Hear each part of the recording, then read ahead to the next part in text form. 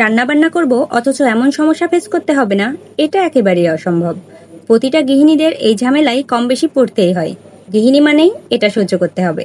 ভাগ্য ভালো যে দ্বিতীয় একটা অপশন আছে। নমস্কার, কেমন আছেন সবাই?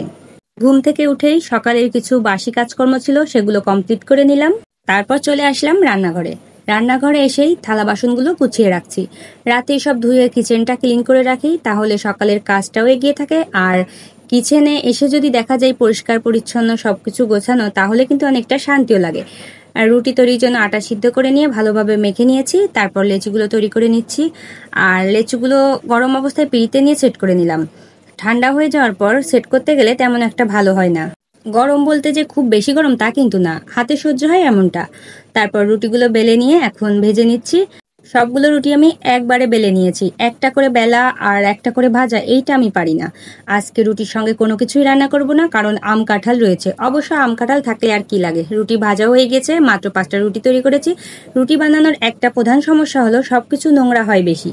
সব জিনিসগুলো আমি সঙ্গে সঙ্গেই ধুয়ে রাখি, না হলে অনেক জিনিস বেসিনে জমা পড়লে কাজ করতেও অসুবিধা হয়, আবার দেখতেও ভালো লাগে না।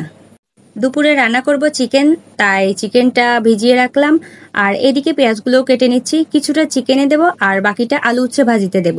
সকালের খাবারটা একটু পরে খাবো, তাই ভাবলাম যে বসে না থেকে রান্নাটা শুরু করে দিই। এদিকে আলু উচ্ছে ভাজিটাও বসিয়ে দিয়ে ভাজিটা হতে থাক, আমি চিকেন রান্নার জন্য মশলা বেটে নিচ্ছি। বাটা মশলা রান্না আমার অনেক বেশি ভালো লাগে, সেজন্য কষ্ট হলেও পাটায় বেটে নিই। মশলাগুলো বাটা কমপ্লিট করে সকালের নাস্তাগুলো এখন গুছিয়ে নিচ্ছি, কারণ এখন নাস্তার টাইম হয়ে গিয়েছে, নাস্তাটা করে নেব। সকালের খাবার খেতে যাওয়ার আগেই চুলা বন্ধ করে রেখে গিয়েছিলাম, তারপর আর একটু ভেজে এখন তুলে নিচ্ছি। আর এখন ভাজি করবো হচ্ছে মিষ্টি কুমড়ো। তার জন্য কালো জিরা ফোড়ন দিলাম আর দিয়ে দিলাম মিষ্টি কুমড়োগুলো। তারপর সামান্য লবণ হলুদ আর কাঁচামরিচ দিয়ে ভেজে নেব।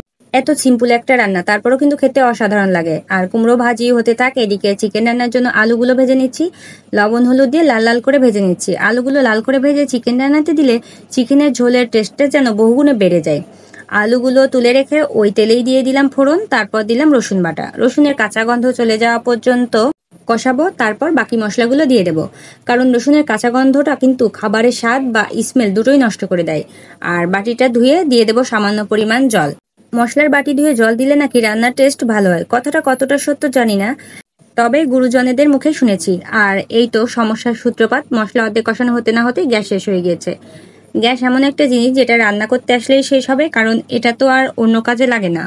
এমন কোনো গৃহিণী নেই যাদের এই সমস্যায় পড়তে হয় না। যাদের 2টা সিলিন্ডার থাকে তাদের ব্যাপারটা অন্যরকম, কিন্তু তারপরও নতুনভাবে সেট করার জন্য একটা ঝামেলা তো থেকেই যায়। আর আমার এই ওভেনটা থাকার কারণে অনেকটাই হেল্প হয়, যেহেতু আমার একটা সিলিন্ডার। 2-1 দিন পর গ্যাস সিলিন্ডার আনলেও তেমন একটা প্রবলেম হয় না।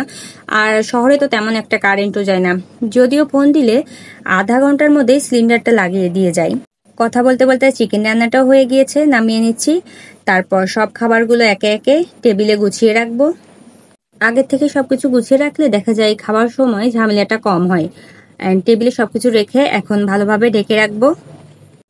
তারপর যাব স্নান করতে। এটা হচ্ছে বিকেল টাইম। দুপুরের খাবার খেয়ে রেস্ট নিতে গিয়ে ঘুমিয়ে পড়েছিলাম। ঘুম থেকে উঠেই মনে পড়লো মেয়ের সেরেলাক শেষ হয়ে গিয়েছে, তাই তৈরি করে নিয়েছি। তৈরি করা বলতে সেরেলাকের সব উপাদানগুলো আমি ধুয়ে রোদে শুকিয়ে কৌটায় ভরে ফ্রিজে রেখে মাঝে মাঝে অল্প করে গুঁড়ো করে নিই। দেখা যায় 7 দিন মতো চলে, আবার 7 দিন পরে গুঁড়ো করি। একবারে গুঁড়ো করে রাখার থেকে এভাবেই মনে হয় খাবারটা ফ্রেশ থাকে বেশি। আর মিষ্টিকে দিনে একবারই শুধু সেরেলাক দিই সকালবেলা। আমার মেয়ের যেহেতু 3 বছর বয়স, তাই পাউডার না করে অনেকটা সুজির মতো করে গুঁড়ো করি।